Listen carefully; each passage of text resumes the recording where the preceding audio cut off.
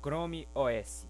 O Chrome OS é um sistema operacional de código aberto baseado em Linux, projetado pela Google para trabalhar exclusivamente com aplicativos web. Anunciado em 7 de julho de 2009, o Chrome OS teve um lançamento público de uma versão estável durante o segundo semestre de 2010, no dia 7 de dezembro de 2010. A interface de usuário faz uma abordagem minimalista, assemelhando seu navegador Chrome. O Chrome OS não estará disponível para download, para instalação. Em vez disso, o sistema operacional só virá em hardware específico de fabricação dos parceiros da Google. O browser será a única aplicação residente no dispositivo, pois a Google Chrome OS é destinado aos usuários que passam a maior parte do seu tempo de uso de computador navegando na internet. Os primeiros hardwares com Chrome OS instalados, chamados de Chromebooks, foram lançados em junho de 2001. Gerência de arquivos. O Chrome OS, já incorporado nos Chromebooks disponíveis a partir de 15 de junho de 2011, trabalha com uma interface diferente, semelhante ao Chrome Navegador, em que todas as aplicações ou arquivos são salvos nas nuvens e sincronizados com a conta do Google, sem a necessidade de salvar os arquivos no HD, já que os dois modelos anunciados contam com apenas 16 GB de HD. Computação em nuvem. O conceito de computação em nuvem, em inglês Cloud Computing, refere-se à utilização da memória e das capacidades de armazenamento e cálculo de computadores e servidores compartilhados e integrados por meio da internet, seguindo o princípio da computação em grade. O armazenamento de dados é feito em serviços que poderão ser acessados de qualquer lugar do mundo, a qualquer hora e a qualquer dia, não havendo necessidade de instalação de programas X ou armazenar dados. O acesso a programas, serviços e arquivos é remoto, através da internet, daí a alusão à nuvem. O uso desse modelo é mais viável do que o uso de unidades físicas. Num sistema operacional disponível na internet, a partir de qualquer computador e em qualquer lugar, pode ter acesso a informações, arquivos e programas num sistema único, independente de plataforma. O requisito mínimo é um computador compatível com os recursos disponíveis na internet. O PC torna-se apenas um chip ligado à internet, à grande nuvem de computadores, sendo necessário somente os dispositivos de entrada, teclado, mouse, entre outros, e também os dispositivos de saída, tais como monitor, impressora. Existem vantagens. A maior vantagem da computação em nuvem é a possibilidade de utilizar softwares sem que estejam instalados no computador. Na maioria das vezes, o usuário não precisa se preocupar com o sistema operacional e hardware que está usando no seu computador pessoal, podendo acessar seus dados na nuvem computacional independente disso. As atualizações dos softwares são feitas de forma automática, sem necessidade de intervenção do usuário. O trabalho corporativo e compartilhamento de arquivos se tornam mais fáceis, uma vez que todas as informações se encontram no mesmo lugar, ou seja, na nuvem. Os softwares e dados podem ser acessados em qualquer lugar, bastando que haja acesso à internet, não estando mais restritos ao ambiente local de computação, nem dependendo da sincronização de mídias removíveis. O usuário tem um melhor controle de gastos ao usar aplicativos, pois a maioria dos sistemas de computação em nuvem fornecem aplicações gratuitas, e quando não gratuitas são pagas somente pelo tempo de utilização dos recursos. Não é necessário pagar uma licença integral do uso de software. Diminui a necessidade de manutenção da infraestrutura física de redes locais, cliente, servidor, bem como a da instalação dos softwares nos computadores corporativos, pois fica a cargo do provedor de software em nuvem, bastando que os computadores clientes tenham acesso à internet. Apesar dessas vantagens e outras mais, também temos as desvantagens da computação em nuvem.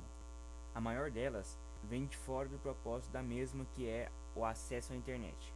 Caso você perca o acesso, comprometerá todo o sistema embarcado. A velocidade de processamento Caso seja necessária uma grande taxa de transferência, se a internet não estiver uma boa banda, o sistema pode ser comprometido. Um exemplo típico é com mídias digitais e os jogos. Assim também, como todo tipo de serviço, ele tem um custo. Gerência de memória. O Chrome OS, por sua vez, utiliza o kernel do Linux, ou seja, quem gerencia a memória, os processos e quem inicializa o sistema é o kernel do Linux. O Chrome OS utiliza memória virtual, que possui pelo menos 4 funções básicas: assegurar que cada aplicação tenha seu próprio espaço de endereçamento, proteção de memória para impedir que um processo utilize um endereço de memória que não lhe pertença, compartilhamento de códigos ou dados da memória e dos processos um com os outros, e possibilitar que uma aplicação utilize mais memória do que fisicamente existe. Seu código divide-se em duas partes. Uma é dependente da arquitetura, onde são definidos os endereçamentos virtual e físico, o tamanho da página e o tratamento das tabelas de página. Na parte independente, ficam o controle de alocação e liberação de memória, e o esquema de substituição de páginas. O endereçamento virtual é dividido em espaço do usuário e espaço do núcleo. O primeiro é privativo, de cada processo, com início no endereço lógico 0 e terminado no endereço determinado pela macro Page Offset. O espaço do núcleo é o único e começa depois do espaço do usuário. Gerência de processos. Todo processo no Chrome OS tem um pai e um número identificador. O pai de todos os processos no ambiente Chrome OS é o init, cujo PID é 1. Esse processo é criado pelo processo 0, que é um encadeamento do próprio núcleo. O processo init irá permanecer em execução até o desligamento do sistema e sua função é monitorar e criar os processos que implementam as camadas exteriores do sistema. Os processos são criados pelas camadas de forma fork e clone para optimizar a criação de processos tradicionais. O Chrome OS usa o recurso de copy and write. Quando um processo filho é criado, ele compartilha as mesmas páginas de memória do pai. Quando um dos dois processos tenta escrever na memória, é gerada uma interrupção para o núcleo, que então copia o conteúdo das páginas de memória para a nova moldura de páginas, e essas são atribuídas ao processo que efetuou a escrita. Gerência de dispositivos.